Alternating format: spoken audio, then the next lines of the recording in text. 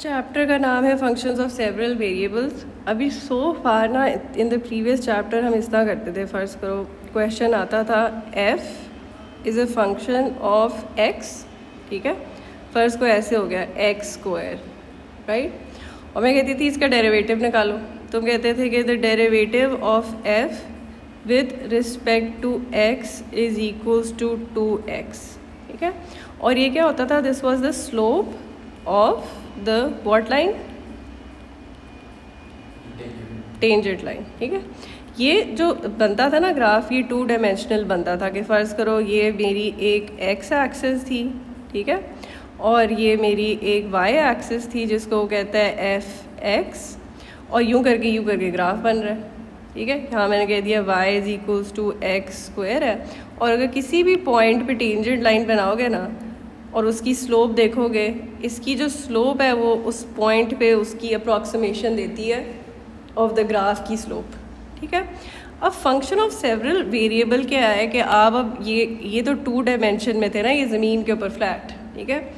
अब अगर मैं कह देती हूँ कि फंक्शन ऑफ 2 वेरिएबल्स है, अब मेरे पास 2 इनपुट्स हैं और एक आउटपुट है। फ़र्ज़ को यहाँ लिख दिया x square plus y square. अब क्या होएगा, ये तो जैसे लग रहा है कि एक हमारा एक z एक्सिस है, ठीक है, जिसको हम कह रहे हैं कि x एंड y यहाँ इनपुट डाल रहे हो तो आउटपुट निकल रहा है।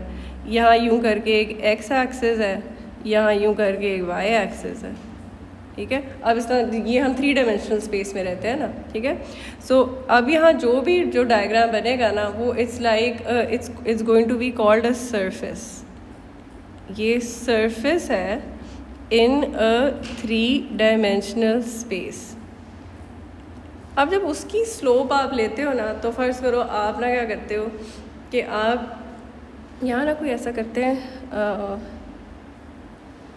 बॉल बनाना कितना मुश्किल है। ये वैसे इक्वेशन ऑफ अ सर्कल होता है ना, लेकिन बॉल किस तरह बनाओ इधर इमेजिन कर लो ना कि एक बॉल है, ठीक है। अब मैंने अगर तुम्हें कहा ना कि इसके ना मुझे इस पॉइंट पे ना स्लोप पता करानी है, ठीक है, तो पार्शियल जो डेरिवेटिव होता है ना वो एक चीज़ को वो कहता है कि चलो यार ऐसा करो, y को ना एक नंबर के ऊपर फिक्स कर दो और देखो कि जो ग्राफ है ना वो कैसे चेंज हो रहा है एज x इज़ चेंजिंग। या फिर दूसरी ऑप्शन है कि आप x को फिक्स कर दो एक जगह पे, कह दो कि वो नंबर है, मतलब कि यहाँ एक वैल्यू पे फिक्स कर दिया, और अब आप कह रहे हो कि देखो कि ग्राफ कैसे चेंज हो रहा है अराउंड द पॉइंट दिस जब y चेंज होएगा, ठीक है। अब ये तो मैं ऑब्वियसली इतना गहराई में सोचने की ज़रूरत ही नहीं है क्योंकि ये तो M1 है, वो आपको ना ही विजुलाइजेशन मांगता है ना ही वो आपको डायग्राम बनाने को देगा, वो आपको बस कहेगा कि इसके पार्शियल डेरिवेटिव्स निकाल के दे दो, ठीक है। अब जहाँ पे तुम पहले यूँ सीधा D करके लिखते थे ना, यहाँ अब तुमने बस यूँ सिंबल जब डालोगे ना दैट जस्ट मीन्स कि ये पार्शियल डेरिवेटिव है। और इसको इस तरह भी लिखते हैं जो मुझे बेहतर इस तरह लगता है कि f का derivative with respect to x।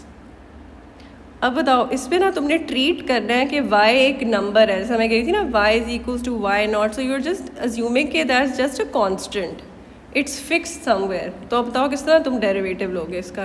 Imagine करो कि जो y एक नंबर है 2 स्क्वायर 4, ठीक है, तो how will you take the derivative. Derivative of a constant तो 0 होता है, तो पीछे तो सिर्फ यहाँ 2x रह जाएगा।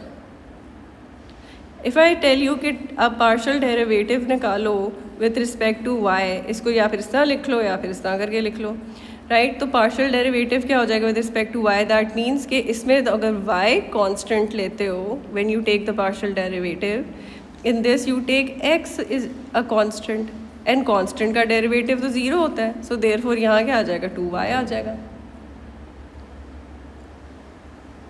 अब तुम ऐसा करो बस, अब ये पूरा चैप्टर मेनली यही है, ठीक है। मुझे ये प्रैक्टिस करके बताओ। अच्छा, इसके जो सारे जो सैम्पल एग्जामिनेशन क्वेश्चंस हैं ना और प्रैक्टिस क्वेश्चंस हैं वो ऑलरेडी मैंने सॉल्व करके यूट्यूब पे चढ़ा दिए हैं। तो जब ये पूरा इसका जो ये चैप्टर फिनिश होएगा ना तुम क्वेश्चंस उधर से देख लेना और हम चैप्टर 6 पे स्टार्ट हो जाएंगे, ठीक है।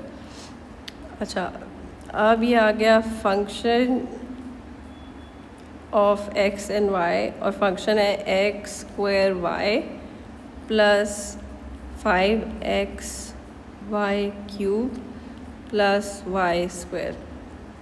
चलो जी, पार्शियल डेरिवेटिव्स एक तो मुझे करके दिखाओ f with respect to x, फिर f(x) with respect to x again, f(x) with respect to y मुझे निकाल के बताओ, f(y) निकाल के बताओ, f(y) with respect to y निकाल के बताओ, f(y) with respect to x निकाल के बताओ। तुम्हारे कोर्स में बस यही है, इससे ज़्यादा नहीं पूछेगा।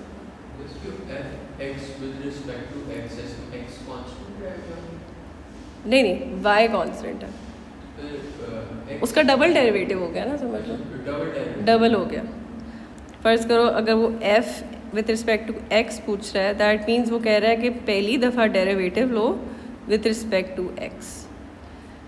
तो x की पावर 2 है, 2 मल्टीप्लाई हो गया, x2 - 1 1 हो गया, y तो कांस्टेंट था, इधर ही रहेगा। फिर ये 5 आ गया, y³ भी ख़त्म होगी बात, ठीक है। अब अगर वो कह रहा है ना f(x) का फिर से लेना है with respect to x, that just means कि अब इसी एक्सप्रेशन का फिर से डेरिवेटिव लो but with respect to x। That is why मैंने पार्शियल का ही साइन रखा है, इसका मतलब है y को ही तुम कांस्टेंट समझोगे, ठीक है। सो क्या आ जाएगा यहाँ 2y बस, बाकी वाले भी खुद करो। यहाँ फ़र्ज़ करो अब यहाँ करता है f(x) with respect to y, that means के जो मैंने derivative with respect to x लिया हुआ था, अब उसको मैंने विथ रिस्पेक्ट टू y लेना है। वो लेते हैं, वो हो जाएगा 2x प्लस 15y स्क्वायर। अच्छा जी, फिर से करते हैं। अच्छा जी, f with respect to y is the derivative of f respect to y, x is a constant, x square plus 15xy square plus 2y। कहाँ तक पहुँचो? f(x) with respect to y हो गया, ठीक है। फिर x with respect to y भी करना है, y with respect to x भी करना है, ठीक है। अच्छा, फिर f(y) with respect to y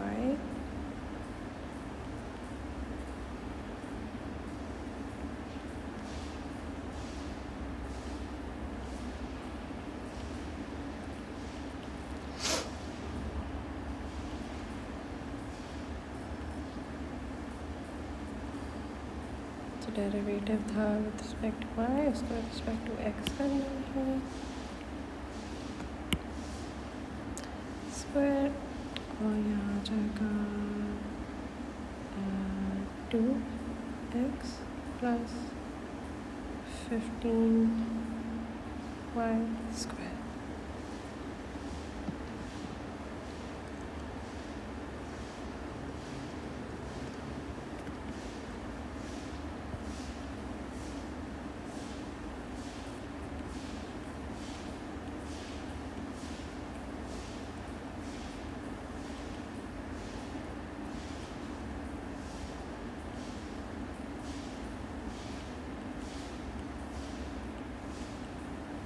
कहाँ तक पहुँचे हो?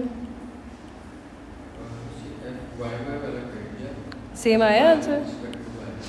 अच्छा, अब तुमने ना दोनों के ये करना है कि अगर f(x) with respect to y कह रहा है ना, दैट मीन्स ये जो तुम्हारी एक्सप्रेशन थी ना f with respect to x थी, अब इसका derivative with respect to y लेना है। मतलब कि अब इस एक्सप्रेशन को तुमने ये सोचना है कि डेरिवेटिव ले रहे हो विद रिस्पेक्ट टू y, तो x कांस्टेंट हो गया, ठीक है ना।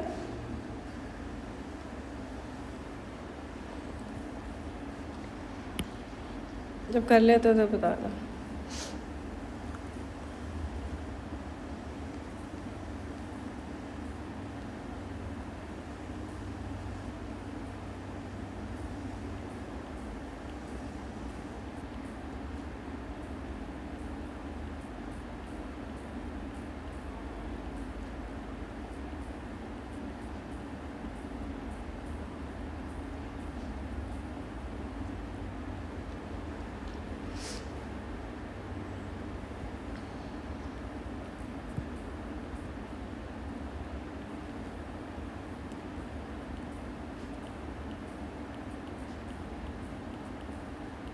फिर चेक करना कि हमारा आंसर सेम है कि नहीं।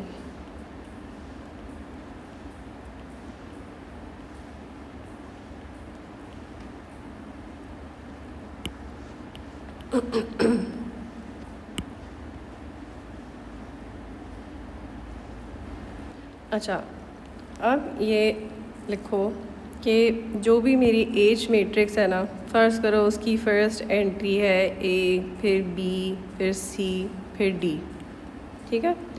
जो डिटर्मिनेंट होता है ना एक मैट्रिक्स का, अगले चैप्टर में भी हम डिटर्मिनेंट पढ़ेंगे, वो होता है A multiplied by D minus B multiply by C. हमारा जो एज मैट्रिक्स है उसकी ए फर्स्ट एंट्री क्या था, एफ एक्स का derivative with respect to x, f x का derivative with respect to y, then f y का विद रिस्पेक्ट टू एक्स, ये दोनों सेम थे राइट, और y with respect to y. इसका डिटर्मिनेंट क्या होएगा, when you take the determinant it is f x with respect to x multiplied by f y with respect to y, और minus क्योंकि as you saw कि दोनों answers तो same थे तो इनका स्क्वायर ही कर दो तो इट्स द सेम थिंग, ठीक है। अच्छा, अब जब हम ऑप्टिमाइजेशन पढ़ रहे होंगे ना, केस नंबर 1, अगर जो ए की वैल्यू है ना, यहाँ क्या था, f x with respect to x जो है वो अगर हमारा लेस देन ज़ीरो एंड जब आपने डिटर्मिनेंट लिया ना हेसन मैट्रिक्स का वो आ गया ग्रेटर देन ज़ीरो, तो रिमेंबर ये आपका एक मैक्सिमम पॉइंट है। मतलब हम जैसा वो प्रॉफिट आता था ना यूजली, यहाँ से भी प्रॉफिट ही आना है, तो मतलब बताओ कि मैक्सिमाइज़ हो रहा है प्रॉफिट के, नहीं तो हम कहेंगे हाँ मैक्सिमाइज़ हो रहा है।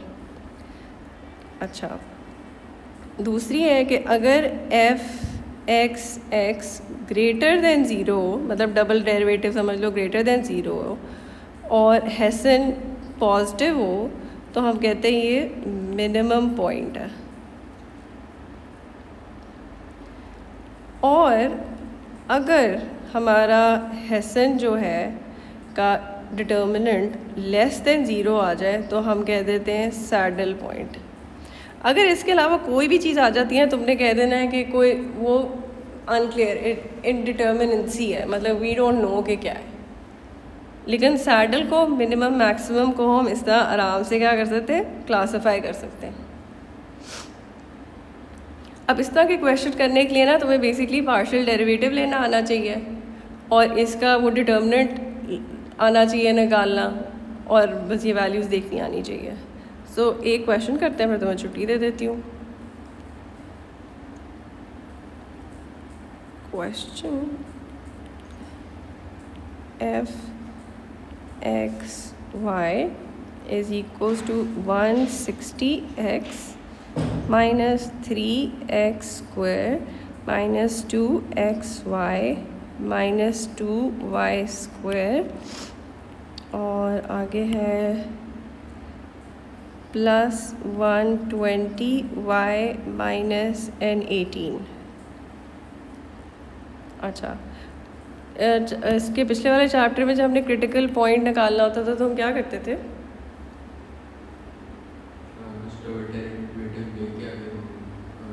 फर्स्ट डेरिवेटिव,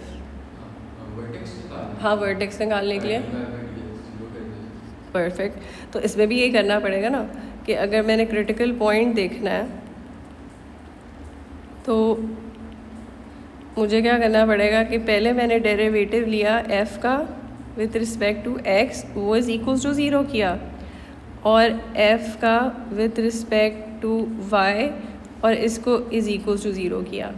इसमें ना एक ट्रिक याद कर लो जो हमेशा मतलब काम आती है कि इसके अंदर से ना तुम्हें जो भी इक्वेशंस आएंगी ना फर्स्ट वाले से, इसको कह देना कि ये मेरी 1a इक्वेशन है और मेरी 1b इक्वेशन है, 1c इक्वेशन है, जितनी भी बनती हैं डजेंट मैटर, इन वालों को लेबल कर देना कि इसके अंदर से तुम्हें 2a मिल गई, 2b मिल गई, फ़र्ज़ करो 2c मिल गई, 2d मिल गई। इन दी एंड ना अपने सारे कॉम्बिनेशंस को ना करना पड़ जाता है simultaneously solve to get the equilibrium. मतलब फ़र्ज़ करें तुम्हें इन दोनों को पहले साइमल्टेनियसली सॉल्व करना पड़ेगा और इन दोनों को साइमल्टेनियसली सॉल्व करना पड़ेगा, तो यहाँ क्या मिल जाएंगे, 2 इक्विलिब्रियम पॉइंट्स। फिर अगला तुम्हें इसको और इसको सॉल्व करना पड़ेगा। और ये रटा मार लो, मतलब ये फूल प्रूफ टेक्निक है जो हर दफ़ा वर्क करती है। तो अब फ़र्ज़ करो कि मुझे ज़रा ट्रिक लगाओ इस वाले ऊपर के साथ, एफ विद रिस्पेक्ट टू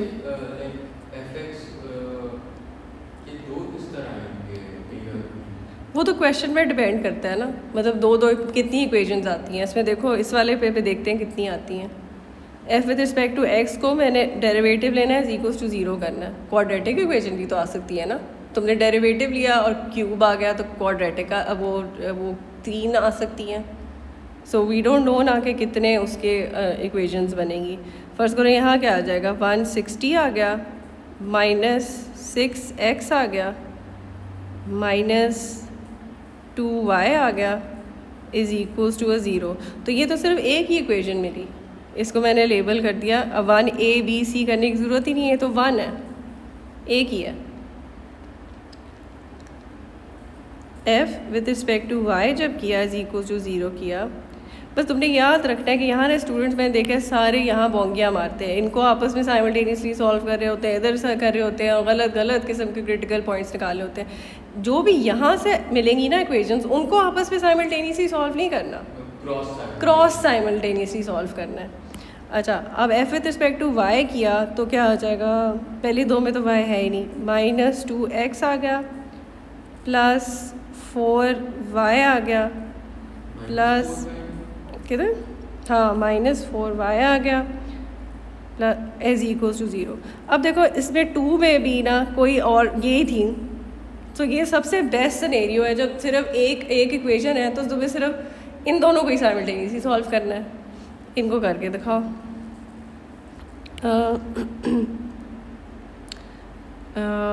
पहला वाला 2 से डिवाइड हो जाएगा ना, 2 3 6, 2 1 2, 2 8 16, ठीक है। और अगला वाला हो गया 2 1 2, 2 2 4, 2 6 12, सही। ये मेरी इक्वेशन 1 बन गई, ये मेरी इक्वेशन 2 बन गई।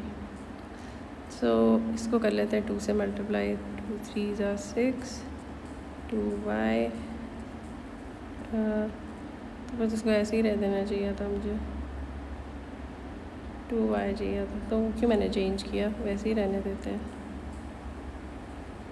इसको इसी तरह रह देते हैं, 6x + 2y -6x -2y is equals to -160।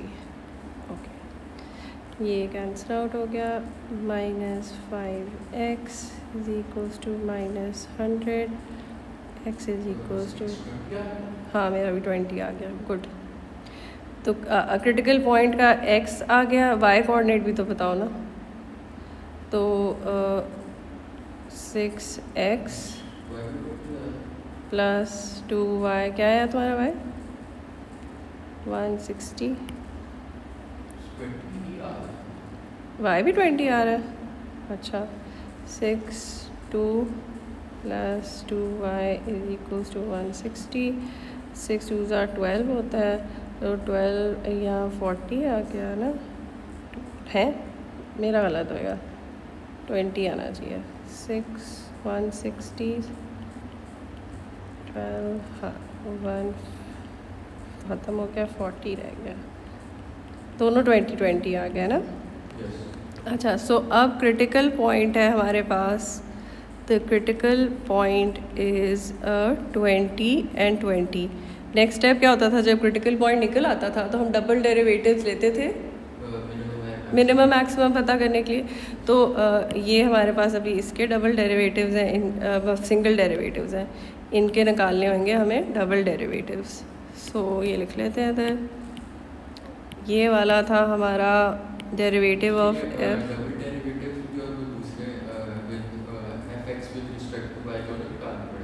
हाँ हेसन के लिए दोनों ही चाहिए होते हैं ना। अच्छा, अब पहले वाले का बताओ, f x with respect to x, वो हो जाएगा -6। देखो ना ये वाले आसान से निकला है।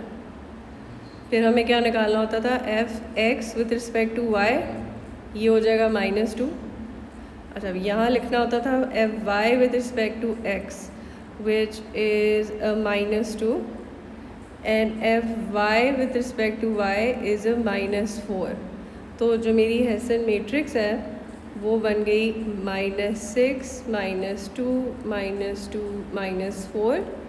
Therefore the determinant is 6 4s are 24 -4 which is a 20 and it's greater than 0।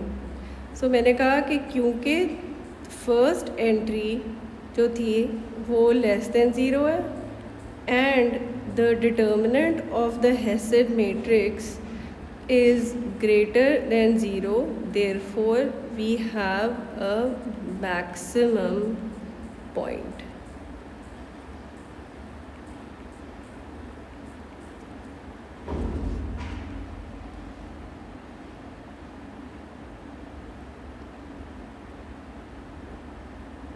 कुछ थोड़ा बहुत समझ आया?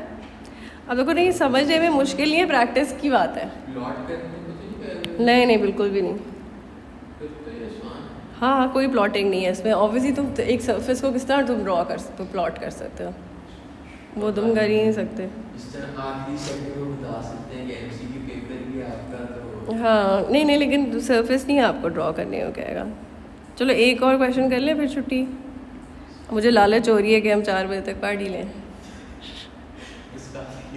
छुट्टी चाहिए ऑलरेडी। अच्छा पहले प्रॉमिस करो ये समझ आ गई है तुम्हें? यस, ये वाला तो बहुत